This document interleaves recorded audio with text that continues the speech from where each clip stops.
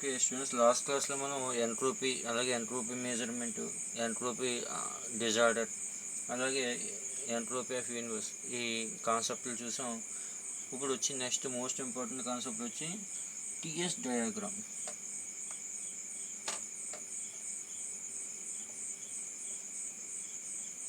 TS diagram అంటే దీన్ని temperature entropy డయాగ్రామ్గా కూడా మనం చెప్పడం జరుగుతుంది. Temperature entropy diagram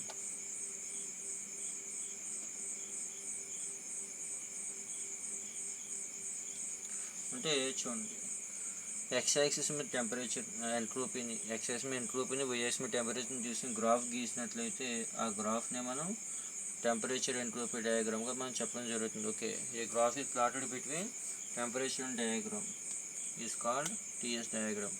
Okay, now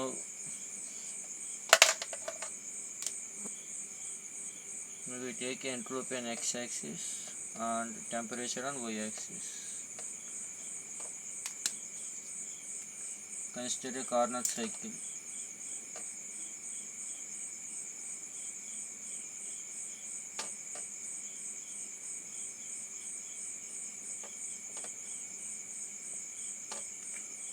corner cycle తీసుకోండి. కార్నర్ సైకిల్ డయాగ్రామ్ గుర్తుంది కదా, ఎక్స్ యాక్సిస్ మీద వాల్యూమ్ని, వై యాక్సిస్ మీద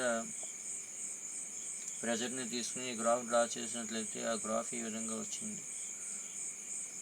ఇందులో రెండు ఐసోథర్మల్ ప్రాసెస్లు, రెండు ఎడియాబాటిక్ ప్రాసెస్లు.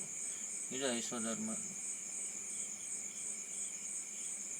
ఏబి, అలాగే బీసీ ఎడియాబాటిక్, అలాగే సిడి ఐసోథర్మల్, అలాగే డిఏ ఎడియాబాటిక్. అదేనమ్మా. ఇప్పుడు మన ఎయిమ్ ఏంటంటే ఈ కార్నాట్ సైకిల్ ఉంది కదా, ఈ కార్నాట్ సైకిల్కి టీఎస్ డయాగ్రామ్ గీసి దాని నుంచి ఎఫిషియన్సీకి ఈక్వేషన్ ఫైండ్ అవుట్ చేయడం. అదేనమ్మా, మనం లాస్ట్ క్లాస్లో కార్నాట్ ఇంజిన్ డయాగ్రామ్ వేసుకుని ఆ కార్నాట్ ఇంజిన్కి గ్రాఫ్ వేసుకుని దీని ద్వారా ఎఫిషియన్సీని ఫైండ్ అవుట్ చేసాం. ఇప్పుడు టీఎస్ డయాగ్రామ్ వేసి దీని కరస్పాండెన్స్గా దీనికి ఎఫిషియన్సీకి ఈక్వేషన్ ఫైండ్ అవుట్ చేయాలి. ఇప్పుడు చూడండి, ఐసోథర్మల్ ప్రాసెస్లో మనకి ఏం తెలుసు, ఐసోథర్మల్ ఎక్స్పాన్షన్లో టెంపరేచర్, ఇక్కడ చూడండి కార్నాట్ ఇంజిన్లో 4 రకాల ప్రాసెస్లో వర్క్ జరుగుతుందని చెప్పడం జరిగింది. ఫస్ట్ ప్రాసెస్ ఏంటి, ఐసోథర్మల్ ఎక్స్పాన్షన్. ఐసోథర్మల్ ఎక్స్పాన్షన్లో సోర్స్ యొక్క టెంపరేచర్ ఎంత, T1 కాన్స్టెంట్ అనమాట. అలాగే బీసీ వచ్చి ఏంటి, adiabatic process. Adiabatic process temperature ఏమవుతుంది, T1 నుంచి T2కి చేంజ్ అవుతుంది. ఆ తర్వాత సిడి వచ్చి ఐసోథర్మల్ ప్రాసెస్. ఐసోథర్మల్ ప్రాసెస్లో టెంపరేచర్ T2 కాన్స్టెంట్. తర్వాత డిఏ అనేటువంటిది ఏంటి, ఎడియాబాటిక్ ప్రాసెస్ టెంపరేచర్ ఏమవుతుంది, T2 నుంచి T1కి ఇంక్రీజ్ అవుతుంది. అదేంటి ఇక్కడ చూడండి, ఏబి ఏంటి, ఐసోథర్మల్ ఎక్స్పాన్షన్. ఇది ఐసోథర్మల్ ప్రాసెస్గా టెంపరేచర్ కాన్స్టెంట్ అవుతుంది, అంటే సోర్స్ యొక్క టెంపరేచర్ ఎంత అయితే ఉందో అంత ఉండడం జరుగుతుంది, T1 కెల్విన్ ఉంటుంది. తర్వాత బీసీ వచ్చి ఎడియాబాటిక్ ఎక్స్పాన్షన్. ఎడియాబాటిక్ ఎక్స్పాన్షన్లో టెంపరేచర్ ఏమవుతుంది, T1 కెల్విన్ నుంచి T2 కెల్విన్కి చేంజ్ అవుతుంది. తర్వాత సిడి వచ్చేంటి, ఐసోథర్మల్ కంప్రెషన్.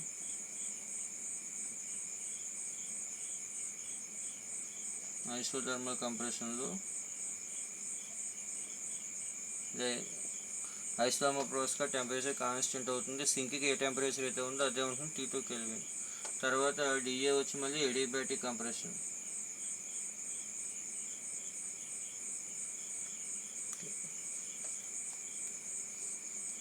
ఇక్కడ డిఏ వచ్చి ఏంటమ్మా, ఎడియాబాటిక్ కంప్రెషన్.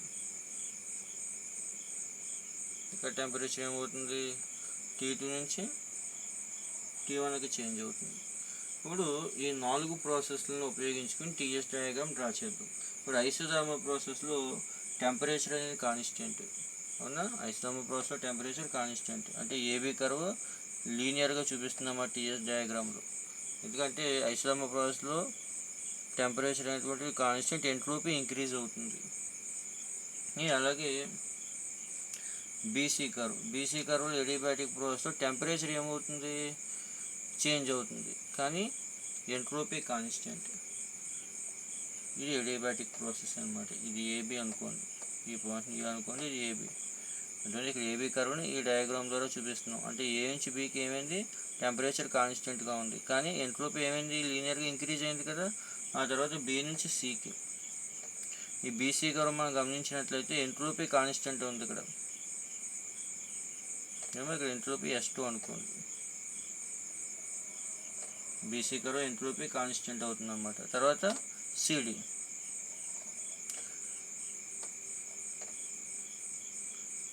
ఈ సిడి కర్వ్ గమనించినట్లయితే ఇది ఐసోథర్మల్ ప్రాసెస్ కాబట్టి టెంపరేచర్ కాన్స్టెంట్, ఎంట్రోపీ ఏమవుతుంది ఇక్కడ, డిక్రీజ్ అవుతుంది. S2 నుంచి S1కి డిక్రీజ్ అవుతుంది.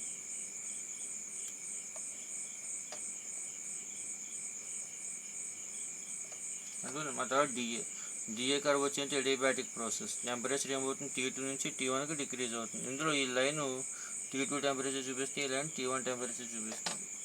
ఇది టీఎస్ డయాగ్రామ్ అనమాట.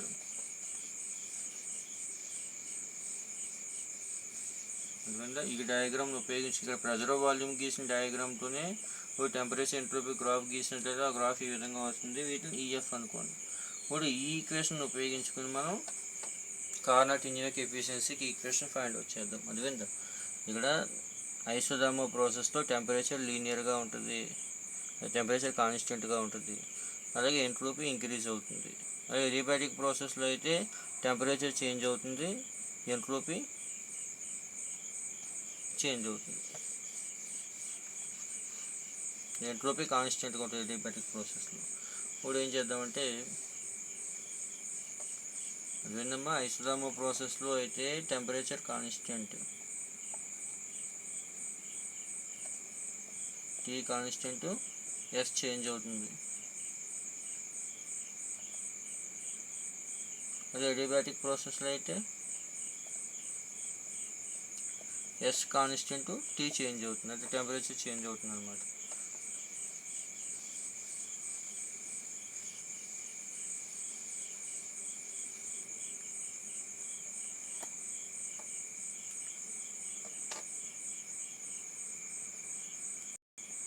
ఇప్పుడు టీఎస్ డయాగ్రామ్లో ఈ ఏబిసిడి ఏరియా కట్టినట్లయితే అది మనకి అవైలబుల్ ఎనర్జీని ఇవ్వడం జరుగుతుంది. అది విందాం. ఇప్పుడు అవైలబుల్ ఎనర్జీ ఫైండ్ అవుట్ చేయడం కోసం ఏం చేస్తున్నారంటే, చూడండి,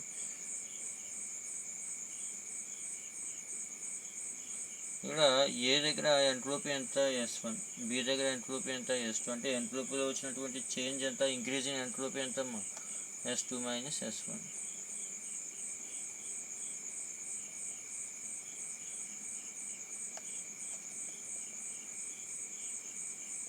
అదేమా, సిస్టమ్ అనేది ఏ నుంచి బీకి వెళ్ళినప్పటికీ ఎంట్రోపీలో వచ్చినటువంటి చేంజ్ ఎంత, S2 మైనస్ S1. అలాగే ఇక్కడ ఏ నుంచి బీకి వెళ్ళినప్పటికీ సిస్టమ్ ఎంత హీట్ని అబ్జర్వ్ చేసుకుంటూ Q1 హీట్ని, అలాగే సి నుంచి డీకి వస్తే ఎంత హీట్ని రిజెక్ట్ చేస్తుంది, Q2 హీట్ని రిజెక్ట్ చేయడం జరుగుతుంది. అందువల్ల Q1 ఈజ్ ఈక్వల్ టు ఏం రాయొచ్చు మనం, T1 ఇంటూ S2 మైనస్ S1గా రాసుకోవచ్చా.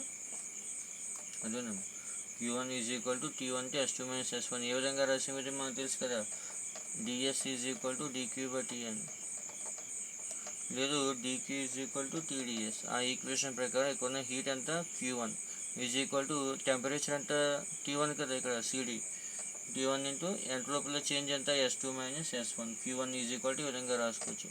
లేదు Q1 ఈజ్ ఈక్వల్ టు ఇక్కడ T1 అంటే ఎంత, సరే ఇది T1 అనుకోండి, పై T1 అనుకోండి, ఈ కింద T2 అనుకోండి.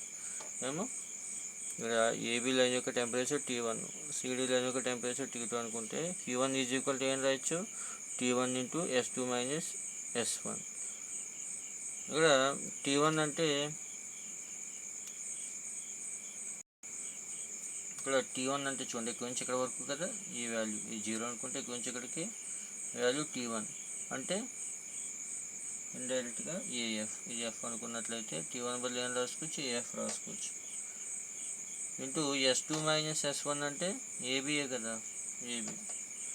ఇప్పుడు ఏఎఫ్ ఇంటూ ఏబి అంటే ఏరియా ఆఫ్ ఏబిఈఎఫ్ఏ కదా. therefore Q1 is equal to area of ABEF. అలాగే Q2 ఫైండ్ అవుట్ చేద్దాం. Q2 is equal to ఏం రాయొచ్చు, T2 into S2 minus S1. T2 అంటే ఏం రాయొచ్చు ఇక్కడ,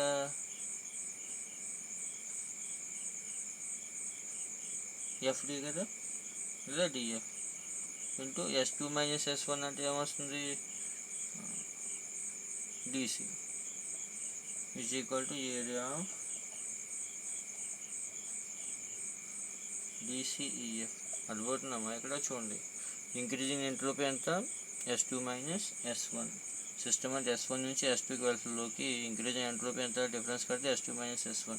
ఇప్పుడు ఆ సిస్టమ్ ఎంత హీట్ని తీసుకుని ఎంత హీట్ని రిజెక్ట్ చేసినా కట్టడం కోసం ఆ సిస్టమ్ తీసుకున్న heat Q1 is equal to మనకి ఎంట్రోపీ డెఫినేషన్ ప్రకారం DS ఈజ్ ఈక్వల్ DQ/T కదా. దాంట్లో DQ ఈక్వల్ TDS తీసుకున్నట్లయితే T into change in entropy అంటే S2 మైనస్ S1. ఇక్కడ T1 అంటే AF into S2 minus S1 అంటే ఏం రాయొచ్చు, AB రాసుకోవచ్చు. అప్పుడు మొత్తం ఏరియా ఆఫ్ ABEF అవుతుంది. అలాగే Q2 ఈజ్ ఈక్వల్ టు ఏం రాయొచ్చమ్మా, T2 into change in entropy S2 minus S1. దాన్నే ఇక T2 అంటే DFగా, అలాగే ABF అంటే ఏం రాయొచ్చు, S2 మైనస్ S1 అంటే DFగా రాసుకోవచ్చు, DCగా. ఒకసారి చూడండి, డయాగ్రామ్ మళ్ళీ డ్రా చేద్దాం ఇది క్లియర్గా.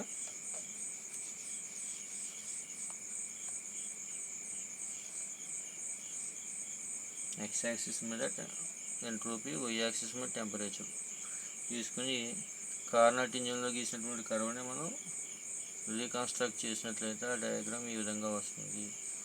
అదేవిధంగా ఈ మధ్యలో ఉన్నటువంటి రెక్టాంగిలే ఆ కార్నట్ ఇంజిన్లో వచ్చే కర్వ్ అనమాట. ఇది ABCD అనుకుంటే, ఇది FE అనుకోండి, ఇది ఐసోథర్మల్ అవుతుంది, ఇది ఐసోథర్మల్, ఇది ఎడియాబాటిక్, ఈ కర్వ్ కూడా ఎడియాబాటిక్ అవుతుంది. ఇప్పుడు ఆ సిస్టమ్ అబ్జర్వ్ చేసుకున్న హీట్ Q1 అనుకున్నట్లయితే, అబ్జర్వ్ చేసుకున్న heat Q1 is equal to ఏం రాయొచ్చు, మనకి DS ఈక్వల్ టు DQ/TT కాబట్టి, DQ/T కాబట్టి heat exchange change in heat DQ is equal to ఏం రాయొచ్చు, TDSగా రాసుకోవచ్చు. అప్పుడు ఇక్కడ A నుంచి Bకి ట్రాన్స్ఫర్ అయినప్పుడు అప్లై చేసిన హీట్ ఎంత, సోర్స్ యొక్క సోర్స్ నుంచి తీసుకున్న హీట్ ఎంత, system Q1 is equal to temperature ఎంత, ఏ దగ్గర ఉన్నటువంటి టెంపరేచర్ ఎంత, T1 into change in entropy S2 minus S1. ఇక్కడ T1 అంటే ఏం రాసుకోవచ్చు, AF రాసుకోవచ్చు, ఇంటూ S2 మైనస్ S1 అంటే AB రాసుకోవచ్చు. అది Q1 is equal to area of ABEF అవుతుంది. అలాగే Q2 ఈజ్ ఈక్వల్ టు ఏం రాయొచ్చు, T2 into S2 minus S1, ఇది T2 అనుకోండి. అప్పుడు T2 అంటే ఏం రాయొచ్చమ్మా, DF into S2 minus S1 అంటే ఏం రాసుకోవచ్చు, DC రాసుకోవచ్చు కదా. అది రాసుకుంటే ఏరియా ఆఫ్ DCEF అవుతుంది. Therefore available energy for cycle convert into useful work. ఇక్కడ ఎంత యూజ్ఫుల్ వర్క్గా మారింది, ఎంత హీట్ అయినా యూజ్ఫుల్ వర్క్గా మారిందంటే therefore useful work is equal to, లేదా available energy is equal to ఏం రాయొచ్చు, Q1 మైనస్ Q2. అంటేనమ్మా ఇక్కడ మనం Q1 హీట్ని ఇచ్చి Q2 హీట్ని రిజెక్ట్ చేసేసామంటే ఎంత వర్క్ చేసినట్టు అక్కడ, Q1 మైనస్ Q2. ఇక్కడ Q1 అంటే ఏంటి, ఏరియా ఆఫ్ ABEF మైనస్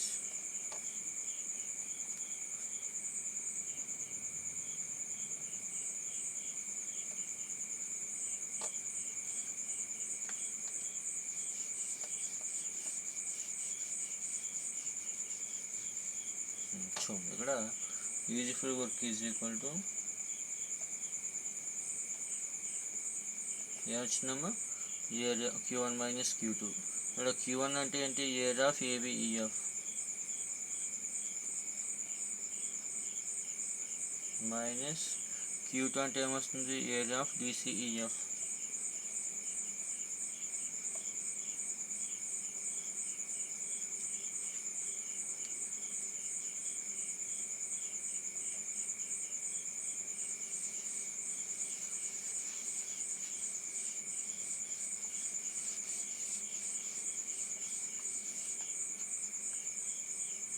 ఇప్పుడు చూడండి, ఏరియా ఆఫ్ ఏబిఈఎఫ్లోంచి ఏరియా ఆఫ్ డిసిఈఎఫ్ తీసేసినట్లయితే మన డయాగ్రామ్ చూడండి.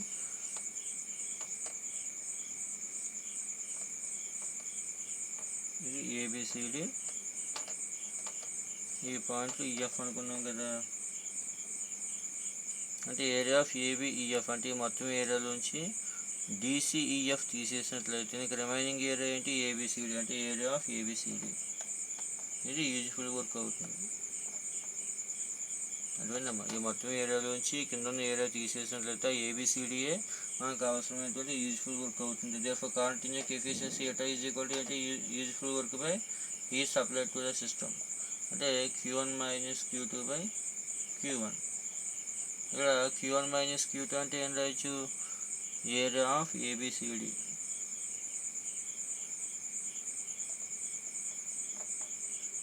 బై Q1 అంటే ఏం రాయొచ్చు, ఏరియా ఆఫ్ ఏబిఈఎఫ్. ఇక్కడ Q1 అంటే మొత్తం ఏరియా అవుతుంది కాబట్టి ఏరియా ఆఫ్ ఏబిఈఎఫ్. అంటే ఏబిసిడి అంటే ఏం రాయొచ్చు, ఏబి ఇంటూ ఏడి.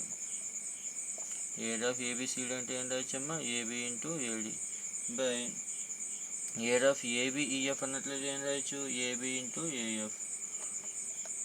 రెండు క్యాన్సిల్ అయిపోతే ఇంకేం మిగులుతుంది, ఏడి బై ఏఎఫ్. ఇక్కడ ఏడి అంటే ఏం రాసుకోవచ్చు, ఈ మొత్తం T1, ఇది T2, అంటే రిమైనింగ్ ఏడి ఎంత అవుతుందమ్మా, T1 minus T2 by AF అంటే ఏం రాసుకోవచ్చు, T1 రాసుకోవచ్చు, అంటే 1 మైనస్ T2 బై T1. ఇదే కదా కార్నట్ ఇంజిన్ ఎఫిషియన్సీ. అంటే టీఎస్ డయాగ్రామ్ ఉపయోగించి మనం కార్నట్ ఇంజిన్ యొక్క ఎఫిషియన్సీని కూడా ఫైండ్ అవుట్ చేయొచ్చు. తర్వాత యూజెస్ ఆఫ్ టీఎస్ డయాగ్రామ్. ఇక్కడ దీని యొక్క ఉపయోగాలు ఏంటంటే దీని మెట్రాలజీలో యూజ్ చేస్తారు. అలాగే ఇంజిన్స్ యొక్క పెర్ఫార్మెన్స్లో వచ్చేటువంటి డిఫెక్ట్స్ని ఫైండ్ అవుట్ చేయడానికి, అంటే లోపాలని ప్రయత్నించడానికి. అలాగే హీట్ ఇంజిన్ యొక్క ఎఫిషియన్సీని ఫైండ్ అవుట్ చేయడానికి. అలాగే మనం ఫ్యూయల్ని ఉపయోగించుకున్నప్పుడు ఆ ఫ్యూయల్ వల్ల ఎంత వర్క్ జరిగింది అని ఫైండ్ అవుట్ చేయడానికి మనకి temperature entropy diagram, TS diagram అనేటువంటి ఉపయోగపడడం జరుగుతుంది. నెక్స్ట్ కాన్సెప్ట్ వచ్చి entropy of a perfect gas. ఒక పర్ఫెక్ట్ గ్యాస్ యొక్క ఎంట్రోపీకి ఈక్వేషన్ ఫైండ్ అవుట్ చేద్దాం.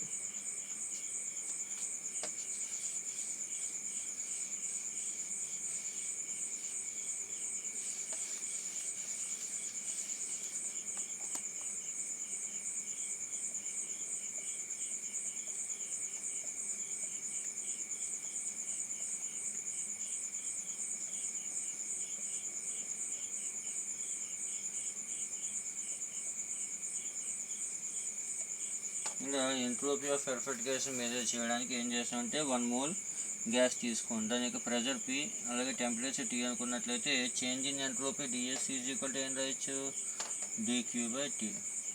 కానీ థర్మోడైనమిక్స్ ఫస్ట్ లా ప్రకారం, first law of thermodynamics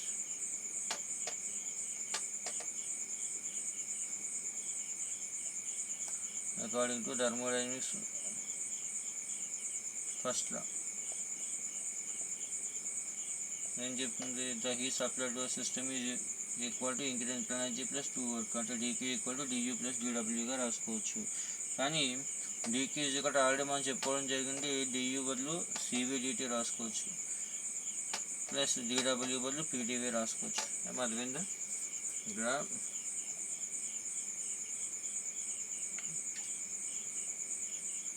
mall of physical constant volume CV equal to dQ by dt. dQ బదులు du రాసుకోవచ్చు, du by dt, అంటే du is equal to ఏం రాయొచ్చు, CVdT రాసుకోవచ్చు. అంటే గ్యాస్ యొక్క internal energy du is equal to ఏం రాయొచ్చు, CVdT plus work done dW equal to PdV రాయొచ్చు. అలాగే మనకి change in entropy dS is equal to dQ by T కదా. ఒక రెండు వైపులో దీన్ని Tతో divide చేశారనుకో, dQ by T is equal to CVdT by T plus PdV by T. కానీ dQ బై T అంటే ఏంటి, ds కదా, ds is equal to CV into dt by T plus P into dV by T వస్తుంది. కానీ ideal gas equation ఏంటి, PV equal to RT కదా. దాని నుంచి పి ఈక్వల్ టు ఏమవుతుందమ్మా ఆర్టీ బై వి అవుతుంది. ఇక్కడ ఆర్ అంటే గ్యాస్ కాన్స్టెంట్. ఇప్పుడు P equal to RT by విని ఈక్వేషన్ సబ్స్టిట్యూట్ చేస్తే డిఎస్ ఈజ్ ఈక్వల్ టు ఏమవుతుంది CV into dT by tea plus RT by V into dV by T అవుతుంది. అటువంటి ఇక్కడ పి బదులు ఈ వాల్యూ సబ్స్టిట్యూట్ చేసాం. దీన్ని టీటీ క్యాన్సిల్ అవుతుంది. CV into dT by tea plus R into dV by విగా రాసుకోవచ్చు. డిఎస్ ఈజ్ ఈక్వల్ టు అందువల్ల ఇక్కడ ఊరుకును. ఇక్కడ చూడండి గ్యాస్ యొక్క ఎంట్రోపీలో వచ్చిన చేంజ్ 1 మోల్ ఐడియల్ గ్యాస్ తీసుకుని ఎంట్రోపీలో వచ్చిన చేంజ్ రాసుకున్నాం. DS is equal to dQ by TN. First law of thermodynamics ప్రకారం డిక్యూ ఈజ్ ఈక్వల్ టు ఏం రాయొచ్చు డియూ ప్లస్ డిడబ్ల్యూగా రాసుకోవచ్చు కదా. ఆ డిక్యూ ఈజ్ ఈక్వల్ టు ఏమవుతుందమ్మా డియూ బదులు ఏం రాయొచ్చు సివిడిటీ. అలాగే డిడబ్ల్యూ ఈక్వల్ టు వర్క్ డన్ అనే గ్యాస్ డిడబ్ల్యూ ఈక్వల్ టు పీడీవీ రాయొచ్చు అని చెప్పి మీకు స్టార్టింగ్లో చెప్పాను. అప్పుడు ఆ వాల్యూ సబ్స్టిట్యూట్ చేసి రెండు వైపులు దీని టీతో డివైడ్ చేసినట్లయితే dQ by T equal to CVdT by tea plus PdV by T వస్తుంది. ఇక్కడ ఎంట్రోపీ డెఫినేషన్ ప్రకారం డిఎస్ ఈజ్ ఈక్వల్ టు ఏం రాయొచ్చు డిక్యూ బై టీ కదా, అంటే డిక్యూ బై టీ బదులు డిఎస్ రాసాం.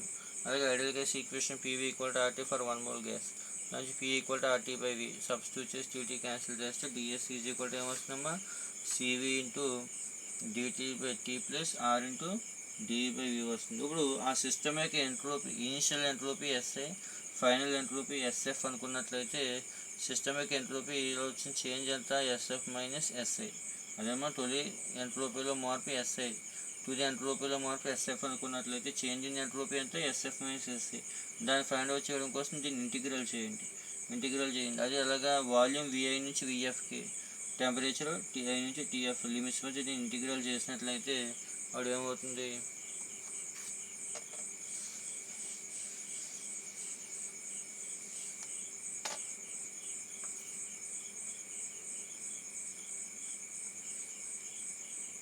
SF minus SI is equal to integral TI to TF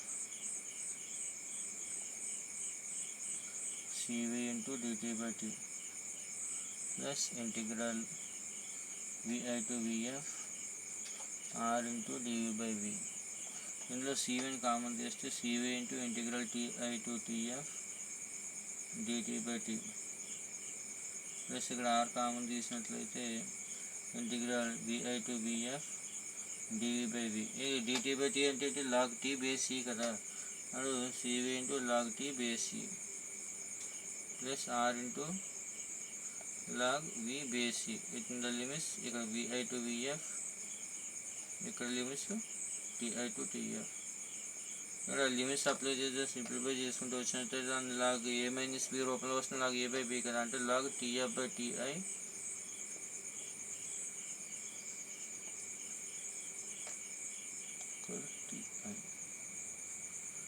plus R log base C VF by VI. ఇక్కడ base సిని base 10గా మార్చాలి అనుకున్నట్లయితే SF minus SI is equal to ఏం రాయొచ్చమ్మా 2.3026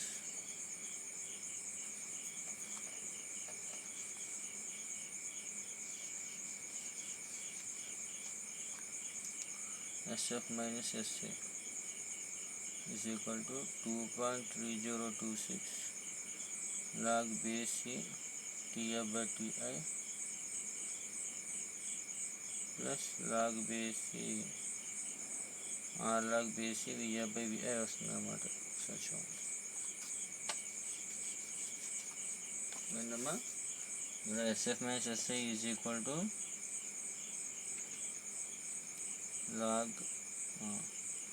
లాగ్ బేస్ ఉంది కదా, దాని బేస్ 10గా మార్చాలంటే 2.3026తో మల్టిప్లై చేసి సేమ్ ఇదే ఈక్వేషన్ మళ్ళీ రాసి ఈ బదులు 10 పెట్టుకోవడమే. Log base 10 TF by TI plus R log base VF by VI. అది ఏమర్థమైందా? ఇక్కడ బేస్ 10గా కన్వర్ట్ చేసామంతే. తర్వాత ఇది ఈక్వేషన్లో వచ్చింది, టెంపరేచర్ వాల్యూమ్లో వచ్చింది. తర్వాత ఇదే ఈక్వేషన్ టెంపరేచర్ ప్రెజర్లో తీసుకురావడం కోసం ఏం చేద్దామంటే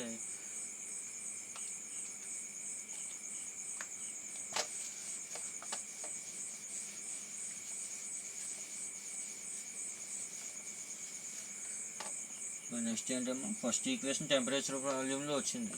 నెక్స్ట్ ఈక్వేషన్ ఏంటి, టెంపరేచర్ ప్రెజర్ వచ్చే విధంగా చేద్దాం. దానికోసం ఐడియల్గా equation PV equal to RT తీసుకోండి. దీన్ని డిఫరెన్షియేట్ చేయండి. PdV plus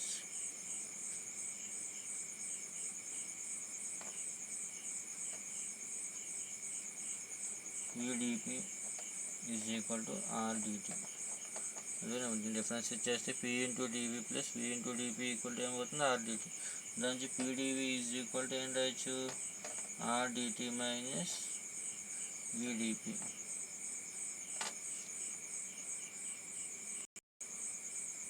okay, PdV equal to RdT minus VdP. దాని నుంచి మనకు కావాల్సిన డీవీ కదా, డీవీ ఈజ్ ఈక్వల్ టు ఏం రాయొచ్చు, RdT minus VdP by P. ఇప్పుడు starting equation dS is equal to ఏం రాసాం, CV into dT by tea plus P into dV by V dV by T రాసాం కదా. స్టార్టింగ్ ఈక్వేషన్ చూసుకోండి ఒకసారి. DS is equal to ఏం రాసామో, CV into dT by tea plus P into dV by T. ఈ ఈక్వేషన్లో dV value substitute చేయండి. Substitute చేస్తే dS is equal to CV into dT by tea plus P by T into dV అంటే ఏం రాసుకోవచ్చు, RdT minus VdP by P. అంటే ఇప్పుడు ఏమవుతుంది, is equal to CV into dT by tea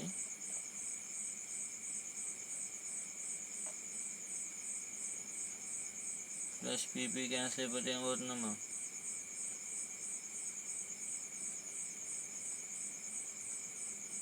RDT by T minus V into dP by T అవుతుంది. PP cancel అయిపోతుంటే RdT by T, P by టీతో multiply చేయండి. అలాగే ఇక్కడ పీపీ క్యాన్సిల్ అయిపోతే ఏమవుతుంది, విడిపి బై టీ వస్తుంది. ఈజ్ ఈక్వల్ టు అప్పుడు ఏమవుతుందమ్మా, CV into dT by tea plus R into dT by T minus ఇక్కడ పీవీ ఈక్వల్ టు ఆర్టీ కదా మనకి, చూడండి ఇక్కడ పీవీ ఈక్వల్ టు ఆర్టీ కాబట్టి దానికి V by T equal to ఏమవుతుంది, ఆర్ బై పీ అవుతుంది. అలాగే సబ్స్టిట్యూట్ చేస్తే R by P into DP.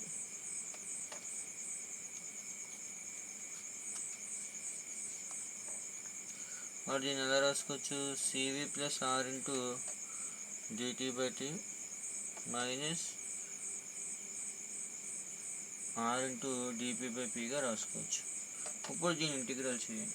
అలాగే ఇక్కడ సివి ప్లస్ ఆర్ అంటే సిపిగా రాసుకోవచ్చు కదా, ఎందుకని CP minus CV equal to R కాబట్టి, CP minus CV equal to R కాబట్టి CP equal to CV plus R అవుతుంది. కాబట్టి అది సబ్స్టిట్యూట్ చేస్తే CP into dT by T minus R into dP by P అవుతుంది. DS is equal to. ఇప్పుడు దీన్ని integral చేయండి. ఇంటిగ్రల్ చేసినట్లయితే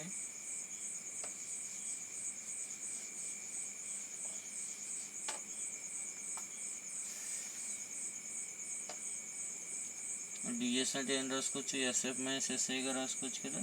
SF minus SI is equal to CP constant కదా, బయట తీసుకొచ్చేస్తే integral dT by T within the limits TI to TF minus R into integral PI to PF dP by P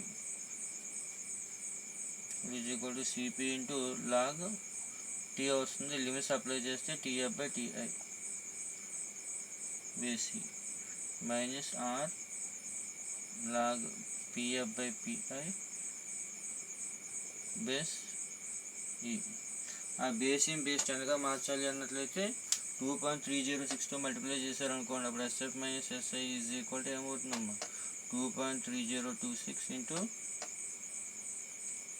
CP log base 10 TF by TI minus R log base 10 PF by PI అవుతుంది అన్నమాట.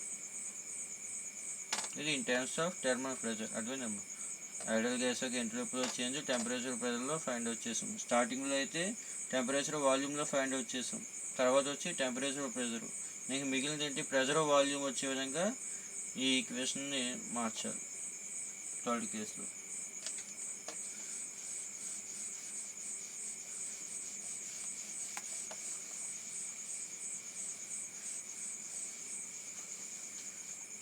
ఇప్పుడు చూడండి, equation starting equation మళ్ళీ రాసుకోండి. ds is equal to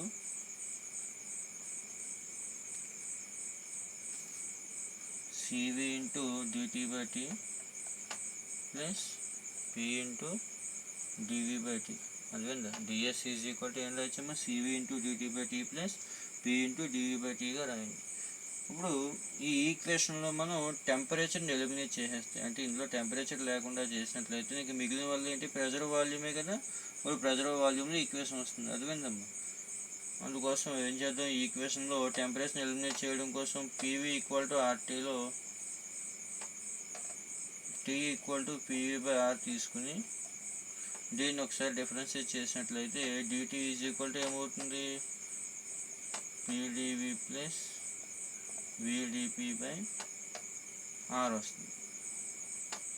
అప్పుడు ఈ dT వాల్యూని ఈ ఈక్వేషన్లో సబ్స్టిట్యూట్ చేస్తే డిఎస్ ఈజ్ ఈక్వల్ టు ఏమవుతుందమ్మా, CV into PdV plus VdP by R plus P into dV by, ఇక్కడ టీ అంటే ఏం రాసుకోవచ్చు, పీవీ బై ఆర్ రాసుకోవచ్చు కదా. వాళ్ళు పీపీ క్యాన్సిల్ అయిపోతే CV into PdV plus VdP by R plus R బైకి వస్తుంది కాబట్టి R into dV by V అవుతుంది. అర్థమైందమ్మా. అప్పుడు ఈజ్ ఈక్వల్ టు ఏం రాయొచ్చు, సివి ఇంటూ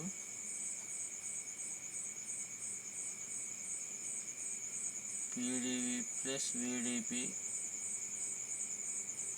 బై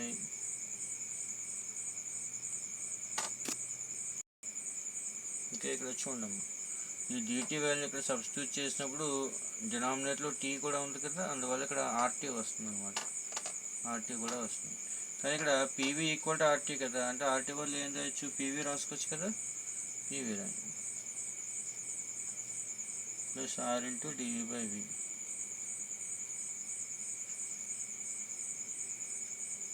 ఇప్పుడు ఈక్వేషన్ ఏమవుతుంది, CV PdV by PV plus VdP by PV, ఇలా సెపరేట్ చేసి రాసుకోవచ్చు కదా, plus R into dV by V. CV into ఇక్కడ పీపీ క్యాన్సిల్ అయిపోతే ఏమవుతుందమ్మా, డివి బై వి. మళ్ళీ ఇక్కడ వివి క్యాన్సిల్ అయిపోతే dP by P plus R into dV by V. CV into dV by V plus CV into dP by P plus R into dV by V వస్తుంది. CV into dP by పిని విడిగా రాసి ఈ రెండు times నుంచి డివి by విని common తీయచ్చు కదా. DV by విని కామన్ తీస్తే CV plus R into dV by V వస్తుంది.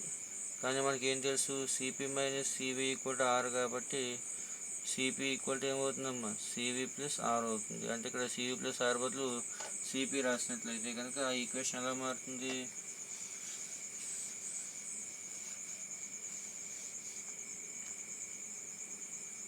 CV into dP by P plus CP into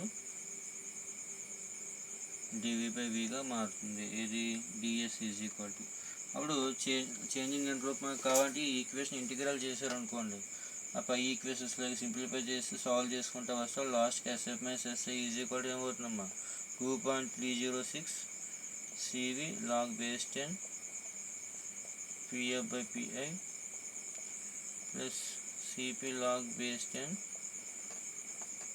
VF by VI వస్తుంది. ఏం అర్థమైందా.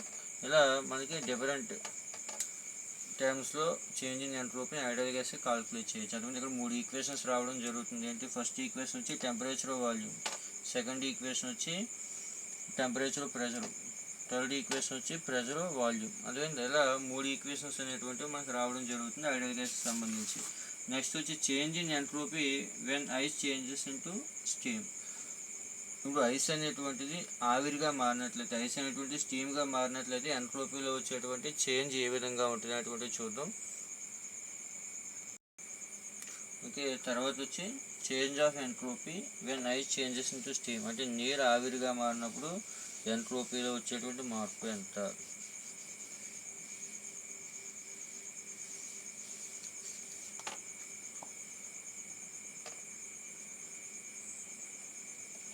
నెక్స్ట్ కాన్సెప్ట్ వచ్చి change of entropy when ice changes into steam.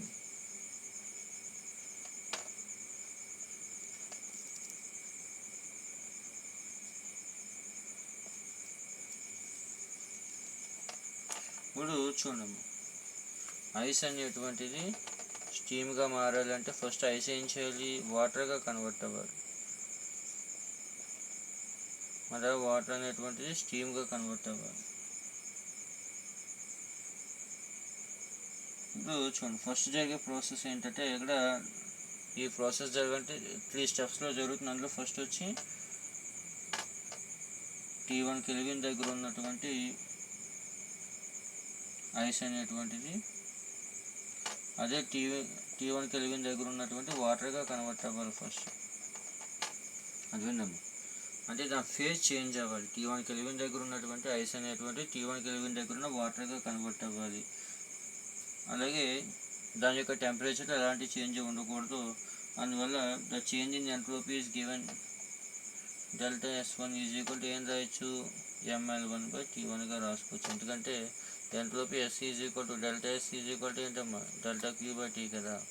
అందువల్ల ఇక్కడ దాని హీట్ అనేటువంటి చేంజ్ అవుతుంది తప్ప టెంపరేచర్లో ఎలాంటి మార్పు లేదు. కాబట్టి మనం ఇచ్చిన హీట్ ఏంటి, దాని లేటెంట్ హీట్ అవుతుంది. అటువంటి ఫేజ్ మార్చడానికి మనం ఇచ్చిన హీట్ని లేటెంట్ హీట్ అంటాం. ఐస్ వాటర్గా కన్వర్ట్ మనం ఇచ్చిన హీట్ని ఏమంటాం, లేటెంట్ హీట్, బాష్పీభవన ఉష్ణం అంటాం.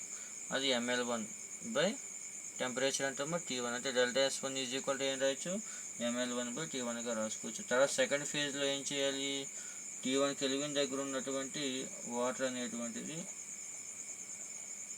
T2 కెల్విన్ దగ్గర ఉన్న వాటర్గా మారాలి. అదేండి, అంటే ఆ వాటర్ యొక్క టెంపరేచర్ రైజ్ అవ్వాలి. 0 degrees దగ్గర ఉన్న వాటర్ 100 degreesకి వెళ్తేనే కదా బాయిల్ అవుతుంది. అంటే T1 కెల్విన్ దగ్గర ఉన్న వాటర్ T2 కెల్విన్కి వెళ్ళాలి. ఇప్పుడు ఇక్కడ మనం ఇచ్చే specific test delta S2 is equal to ఏం రాయొచ్చు, integral T1 to T2 dQ/T. ఇంకా dQ అంటే mass into specific heat into టెంపరేచరే కదా, అంటే mc/dt/T. ఇక్కడ ఎంసీని బయటకు తీసుకొచ్చారనుకోండి, ఇక్కడ లోపల ఏం మిగులుతుంది, ఇంటిగ్రల్ dt/T. ఇంటిగ్రల్ dt/T అంటే లాగ్ బేసీ కదమ్మా. లాగ్ బేసీ వేసుకుని లాగ్ టీ బేసీ వేసుకుని లిమిట్స్ T2 T1 వేసుకున్నట్లయితే upper limit T2 lower limit T2 వేసుకుని దాన్ని అప్లై చేశారనుకోండి, MC log T2 బేసీ minus log T1 బేసీ వస్తుంది. ఇది లాగ్ A మైనస్ B రూపంలో ఉంది కాబట్టి ఏమవుతుంది, లాగ్ A/B అవుతుంది. Therefore delta S2 is equal to ఏమవుతుంది, MC log బేసీ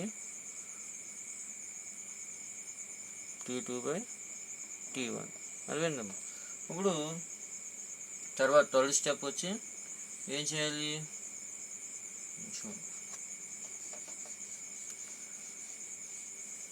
next third step వచ్చి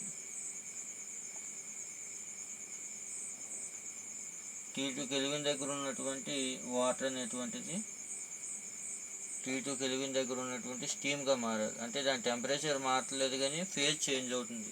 దీన్ని కూడా లేటెంట్ హీట్గా మనం చెప్పడం జరుగుతుంది.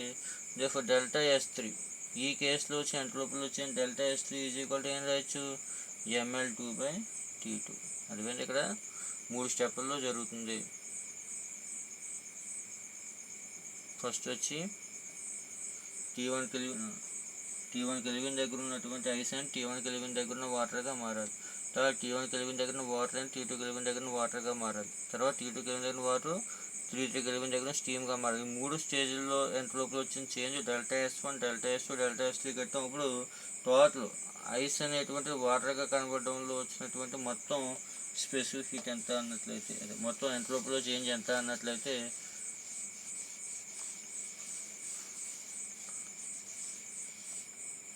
delta S is equal to delta S1 plus delta S2 plus delta S3. ఇప్పుడు డెల్టా S1 అంటే ఏం రాయొచ్చు, mL1/T1 ప్లస్ డెల్టా S2 అంటే ఏమొచ్చింది, MC log బేసీ T2/T1 plus delta S3 అంటే ఏమొచ్చింది, mL2/T2. ఇప్పుడు దీన్ని ఎలా రాసుకోవచ్చు, మళ్ళీ mL1/T1 బేస్ ఏం బేస్ 10గా మార్చాలంటే ఎంత, 2.30262 మల్టిప్లై చేస్తున్నాం, log base 10 T2/T1 plus ml2/t2. దీన్ని ఉపయోగించి